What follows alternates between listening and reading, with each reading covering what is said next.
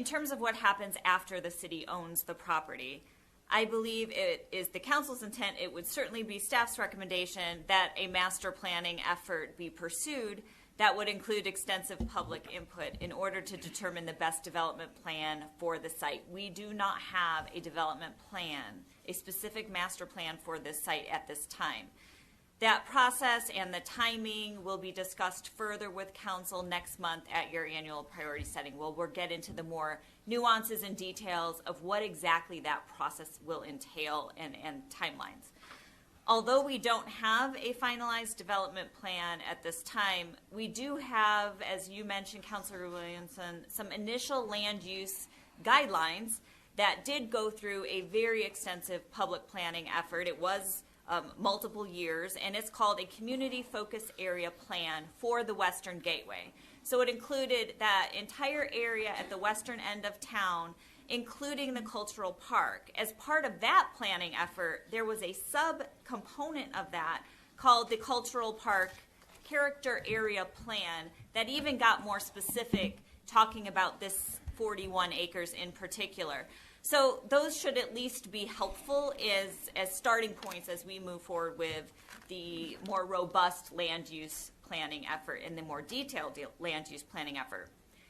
What we do know is the only way to ensure that the property is used for public purpose and for community benefit is for the city to acquire it and to engage in this dialogue with the community about what the future land use plan should be. A private developer simply won't be in the same position as the city to develop the types of community-focused land uses that the city would be likely to pursue and that the community would be likely to ask for. So ultimately, this land, particularly the most pristine portion of it that abuts the national forest, would be lost to public access forever through private development. This is a strong motivation for the city to step in and secure the site and guarantee its future public use and permanent community access. It is really important for us to take this step, as well as to ensure our vision is to protect ourselves from what might happen in this coming legislative session, where we would, and I said urbanization, where 40 acres could be thousands of housing units if the state legislature has their way. Now, this isn't passed. You know, it will be reintroduced, and the study committee will issue a report. But from the way that they spoke, it appears as if they were going to move in that direction, and we have, you know, a process that we have to go through. But I just want you to be aware of the pressure that's coming down because of the housing crisis statewide and what could happen to us.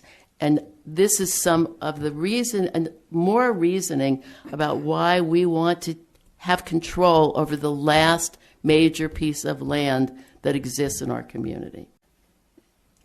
Were this land to be acquired, it would need to be zoned. Really has no zoned for a cultural park. Zoning, according to our city ordinances, has to go through a process, has to go through public hearings if we change zoning, has to go through a lot of public participation. So you don't have to trust any one of us. We have a city code, and the city code has these requirements. There is no way that this land will be developed without intensive public participation in the process, because that's what the law requires. So I just want to give you some comfort. You don't have to listen, you know, to any one of us. That is the process. So it will occur. It is large enough to address a number of different pressures and requests from citizens, whether those be housing, which we've certainly talked about, and I hope that this would be a place where, you know, that could be incorporated, recreation, the arts, and also, very importantly, the preservation of open space, which we will not be able to do if we don't control the land. Which brings me to another point that came comments from the audience as well. You don't have a plan. You're buying it before you have a plan. We can't plan it until we own it. It's not ours, right? There's been plenty of public review and discourse on this. That public review and discourse does not stop. This starts phase 2, and I really urge everybody to be a part of it. And I have gone on way too long. Thank you. And I know that sometimes I don't have the answer, but I do know that the citizens of Sedona have the answer. But I have to give them something to be able to decide about and to fight over. And I think the Cultural Park is a great acquisition for that use. There was a lot of attachment to the Culture Park. Now, what there's attachment to is a lot of different things. Some people were attached to the amphitheater. Some people were attached just to having it total open space. Some people were attached to having just the trail connections. But the city, it makes sense to buy this property. Saying we're buying the property, you never buy property without knowing exactly what you're doing with it. Really? Does anybody actually totally believe that's true? People, excuse me, try and control yourself, Councilor Martinez, ex-Councilor Martinez. Oh, I understand. People buy property all the time. You buy property for your house, you haven't gotten it designed. You haven't decided the materials. You don't know which fixtures for lights you're going to be using. You don't know whether you're going to build a guest house or not. You buy a piece of property, then you plan it. And that's what we're doing. This is the most remarkable piece of property, even not only just for Sedona. I mean, if you think about places you've been, 40 acres of this incredible property, backing up on the forest, connected to a host of trails, mountain bike trails, hiking trails, forest land, with those views and the surrounding area. It's really it's actually a national treasure. How that's developed and what happens to that is just very, very important.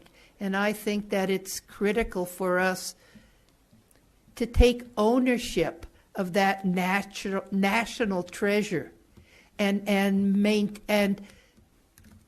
be the steward of rational, appropriate development in the interests of the community. I think government has a role to play. Ideologically, some people think government doesn't have a role to play in almost anything.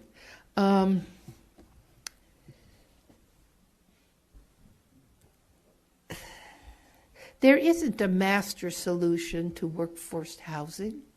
I mean, people say, well, it's not going to solve the problem, so don't do it. Don't do some portion of it. That will alleviate it. That's never an argument that makes any sense to me. I think you have to do what you can do. I'm not in favor of creating a workforce housing ghetto 5 miles from the city out there.